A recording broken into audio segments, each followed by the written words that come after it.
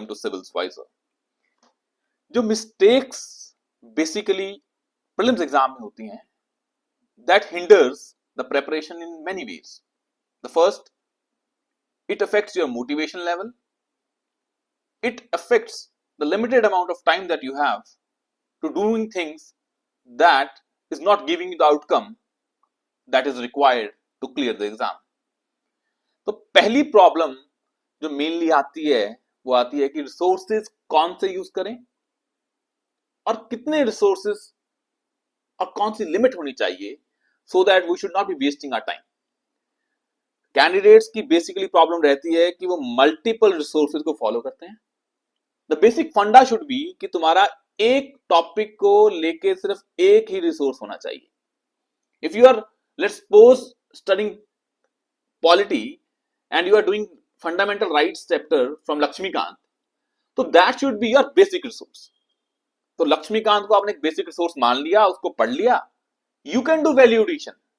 Value addition जो होगा वो आपकी टेस्ट सीरीज से हो सकता है, आपके पीवाईक्यू से हो सकता है, आपके करंट अफेयर से हो सकता है, और आप किसी एक और रिसोर्स को फॉलो करने की बजाय यू कैन सी कि मेरी इस टॉपिक फंडामेंटल राइट्स में रिट्स का टॉपिक अच्छे से नहीं हुआ है।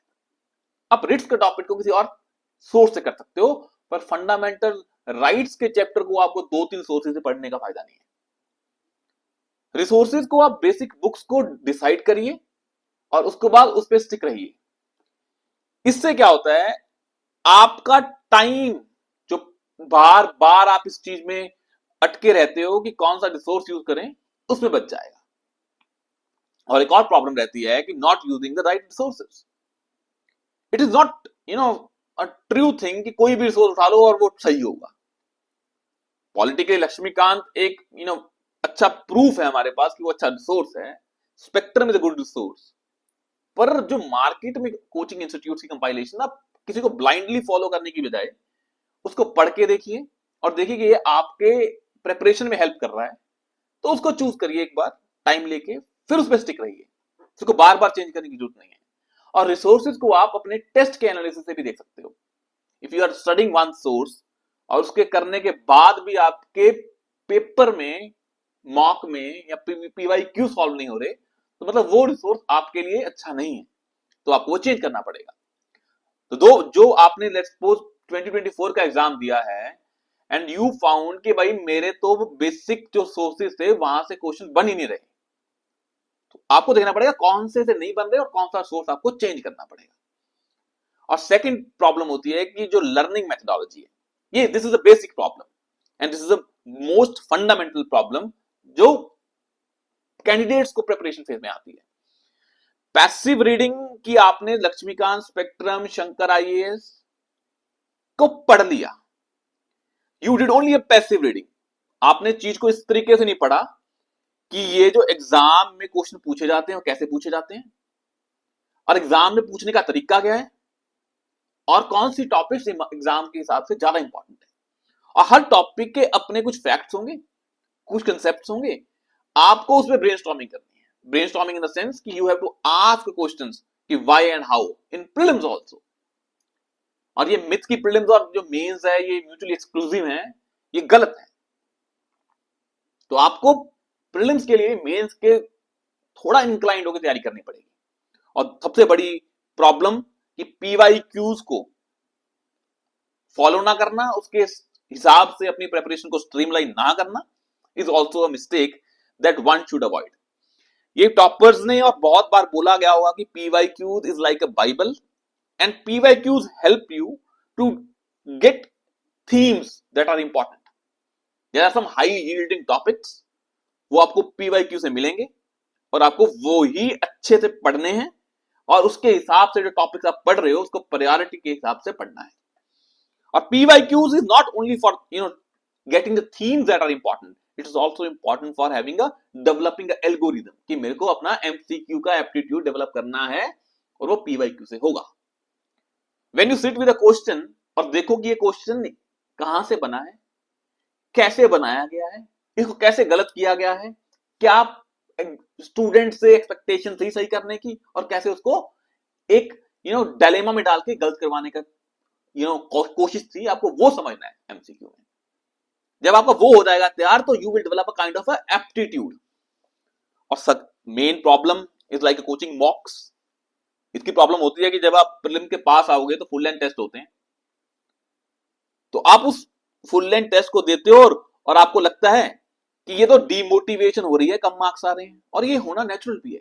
If you are preparing for whole year, exam से पहले 1 महीना पहले you are getting 60 marks in prelims, तो सारा का सारा मोटिवेशन धरा धराया रह जाता है। तो उन चीजों को टैकल करने के लिए डीमोटिवेशन को आपने समझना पड़ेगा कि मॉक्स का इंपॉर्टेंस कहां पे है। क्या मॉक्स के में जो नंबर आ रहे हैं, is it a kind of a framework, is giving you a direction की मेरी प्रिपरेशन सही है। अगर आप मॉक्स में बहुत सारे बच्चों के कम नहीं आते पर उनका प्री क्लियर होता है, इसका मतलब कि जो मॉक्स में प्रॉब्लम है नंबर कमाने की, वो इस वजह से है कि जो मॉक्स को बनाया जाता है, it is not they are not developing, creating questions based on the level of UPSC. Knowledge check करना is the key factor in mock test papers.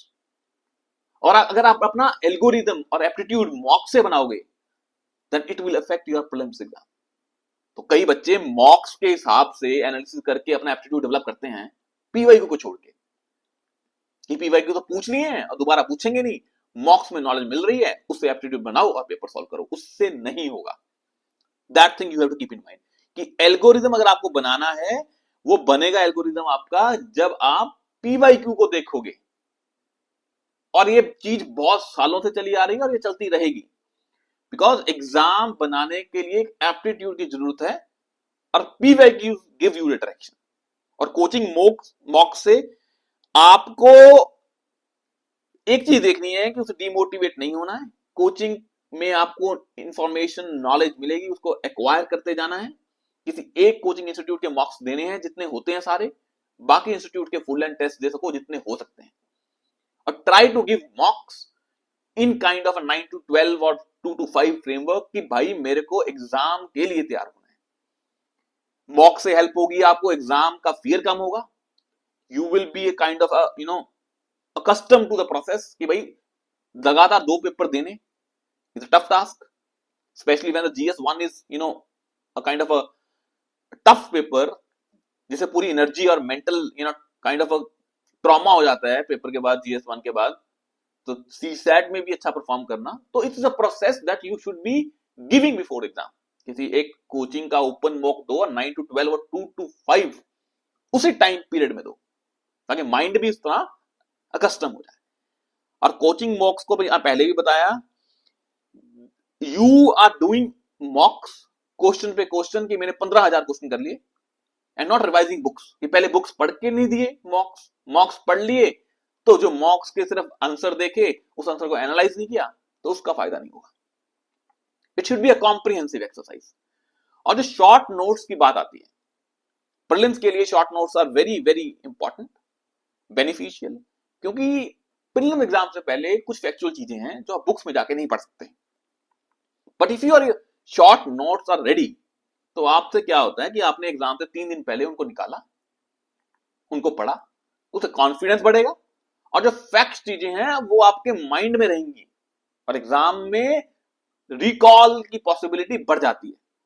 तो इसलिए वो टॉपिक्स, फॉर एग्जांपल एनवायरनमेंट में अगर प्रोटेक्टेड एरियाज हैं, अगर polity में DPSP fundamental duties हैं, इन चीजों के अपने शॉर्ट नोट्स अपने तरीके से ट्रिक्स बना के पहले बनाए हों, ताकि वो चीजें गलत ना हो। और सब्जेक्ट्स को प्रायोरिटी देना is very important.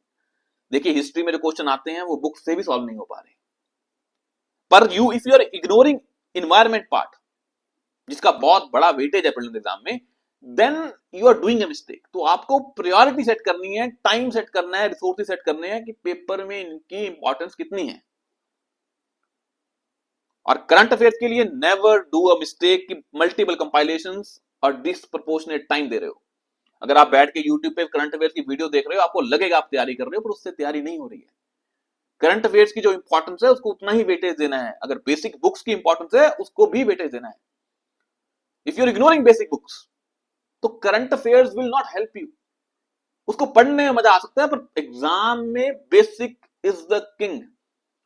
If your basics are strong, nobody can stop you to clear prelims exam. और दूसरी बात, अडॉप्टिंग शॉर्टकट्स की टॉपर के नोट्स बने हैं, प्रीलिम्स के शॉर्ट नोट्स बने हैं, उसको उठाया पढ़ लिया, इससे नहीं हो पाएगा। नॉलेज को इंटरनलाइज करना, एक्वायर करना एक प्रोसेस है, उसमें you have to put efforts. और ये आपने देखा भी होगा कि जितने एफर्ट्स आप किसी चीज में लगाते हो, उस चीज को रिटेन करने की पावर बढ़ती है। Shortcuts, if you are doing for certain topics, it's good, but not for the whole preparation, not for the whole. पूरी हिस्ट्री शॉर्टकट से कर ली, पूरी पॉलिटी के लिए हमने टॉपर के नोट्स पढ़ लिए, वो चीज मत करिए। पढ़िए, समझिए, that will when you read basic books. और प्रीलिम्स और मेंस को प्लीज सेग्रीगेट मत कीजिए। Mains has its own importance in prelims exam. The questions of why and how help you to eliminate options. जब हम पीवाईक्यू देखेंगे, आपको समझ में आएगा नेक्स्ट सेशंस में कि मेंस की नॉलेज से पीवाईक्यू कैसे सॉल्व कर सकते हैं। एक बार देख के लगेगा कि ये क्वेश्चन फैक्चुअल है, but when you apply your mind, your information, try to extrapolate your concepts and ideas जो आपने एक्वायर किए हैं, तो वो क्वेश्चंस भी आप सॉल्व कर पाओगे। And developing a MCQ aptitude. कईयों की प्रॉब्लम है कि कोई लोग एमसीक्यू करते ही नहीं है, बुक्स पढ़ते रहे, करंट अफेयर पढ़ते रहे, और लास्ट में होता है एग्जाम में कि एमसीक्यू के लिए सॉल्व करने का एक तरीका होता है, और वो डेवलप नहीं हो पाता। सो सॉल्विंग एमसीक्यूज हेल्प्स यू कि क्या चीजें पढ़नी है और कैसे सॉल्व करना है, ये दोनों चीजें हेल्प करेंगे आप। और द मिस्टेक की not analysing the performance. Marks देने के बाद अगर आपने ये नहीं देखा कि मेरी गलतियां किस चीज में हो रही हैं, कौन से ऑप्शन एलिमिनेट करने पे मेरे सही ऑप्शन जा रहे हैं, 3 एलिमिनेट करने पे, 2 एलिमिनेट करने पे, 1 एलिमिनेट करने पे, क्या क्या पॉसिबिलिटीज, अगर आपने ये ग्राफ नहीं बनाया, चार्ट नहीं बनाया, तो how you will be able to understand कि भाई वो कितने क्वेश्चन अटेम्प्ट करने हैं और मेरी कहां पे गलतियां हो रही हैं। मेरी गलतियां सिली मिस्टेक्स हैं, मेरी गलतियां फैक्चुअल हैं, मेरी गलतियां कंसेप्चुअल हैं। जब तक आप ये नहीं समझोगे तो आगे आप इंप्रूव नहीं कर पाओगे। तो मॉक्स should be analysed so that you can improve the process and study become more effective, rather than paper दिया, नंबर आए, खत्म। अच्छे आए तो हैप्पी, अगर नहीं अच्छे आए तो डिमोटिवेट हो गए। This should not be the process. Process should be जितने भी आए आई विल इंप्रूव फर्दर, जितने भी आए आई विल सी कि कहां पे गलतियां, I will improve, and that should be the process. और कुछ कॉमन मिस्टेक्स हैं कि यूट्यूब की वीडियो को देखना is not the right way. आप किसी वीडियो को, आप टॉपिक को समझना चाहते हो, then you should pick the videos कि मेरे को कौन सी वीडियो देखनी है। ऐसा ना हो कि कोई और आपको उस देखने के लिए आप उसकी तरफ इंक्लाइंड हो रहे हो, because YouTube is a platform will give you immense information. Overloading of information से बचना है। Use videos that you find कि ये मेरे को चाहिए, और वो जाल में नहीं फंसना कि प्रीलिम से पहले जितनी वीडियोस आएंगी सारी देखते रहो, सारी देखते रहो, जो आता है वो भी देख रहे हो।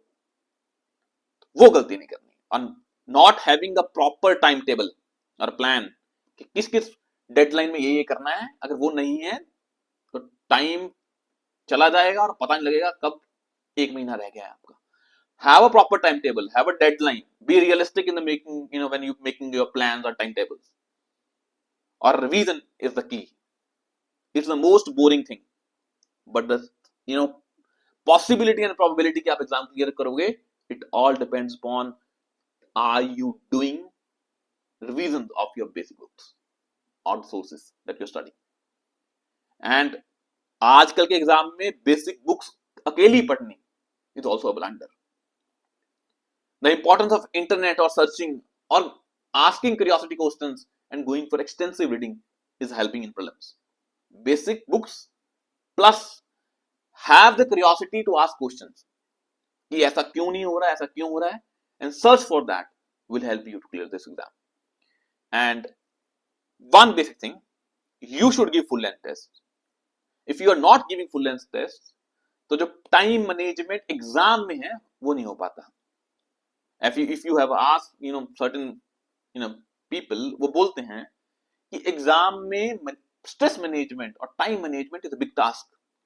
You have 100 questions, 120 minutes, approximate 1 minute for 1 question. कोई भी टाइम का mismanagement creates a lot of pressure, and if you are doing your exam in a pressure and stress, तो वो आपकी परफॉर्मेंस को हिंडर करता है। Exam should be given with confidence, with right mind set, तभी prelims का exam which is basically testing your pressure handling capacity, वो help करेगा आपको। That is it for today. We will discuss about certain high yielding topics which are important for prelims based on PYQ analysis in next session, and we'll come with the prelim static and dynamic videos for you for prelims 2025, so that you can streamline your preparation in a right direction. Thank you so much. See you soon in next session.